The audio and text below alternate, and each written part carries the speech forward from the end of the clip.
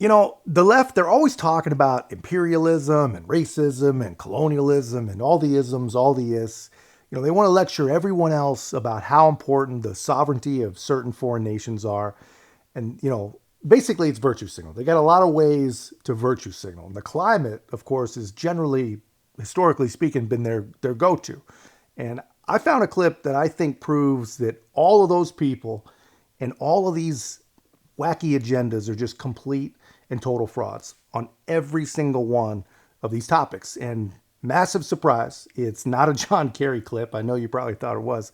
But check out this uppity BBC reporter lecturing a South American president, a part of the world that the West, if we're being honest, has literally done their best to destroy for generations, right? And I only bring that up because the left always wants to talk about historical injustices and root causes and blah, blah, blah. Anyway, apparently Guyana's economic welfare is offensive to the British. And, apparently if you're a Brit, you think that those people should just continue being poor, continue being dependent so that the rest of us can just feel good virtue signaling.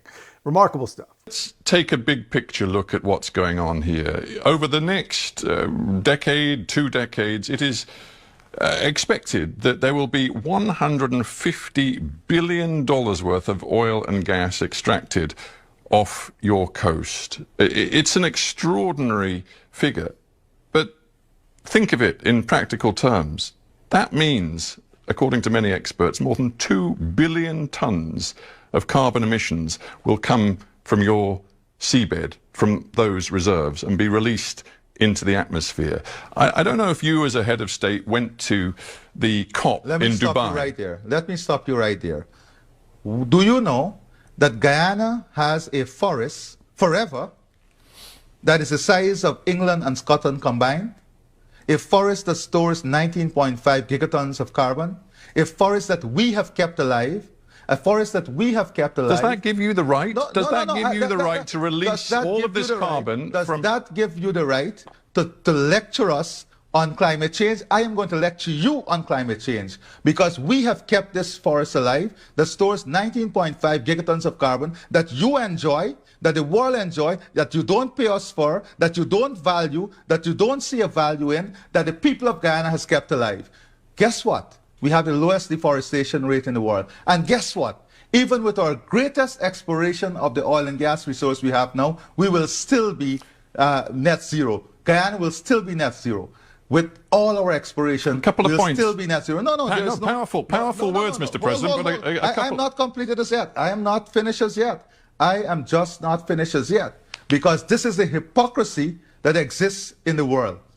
The world in the last 50 years has lost 65% of all its biodiversity. We have kept our biodiversity. Are you valuing it? Are you ready to pay for it? When is the developed world going to pay for it? Or are you in the pockets?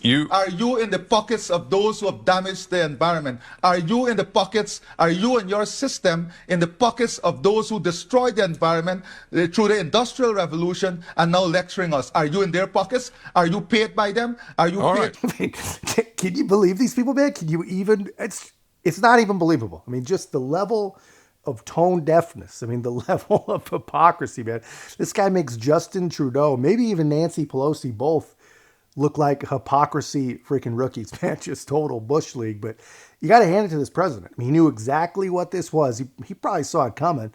Some virtue signaling Westerner who really doesn't even understand what the problem is that he's trying basically to make some country he just recently heard of responsible for.